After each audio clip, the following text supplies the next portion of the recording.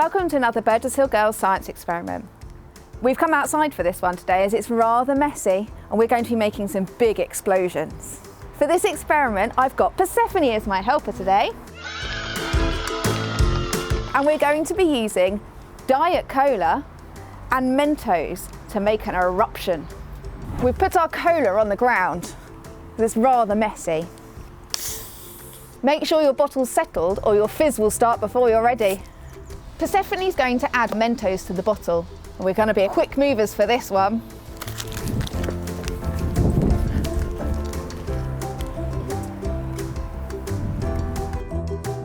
You can try this with other drinks.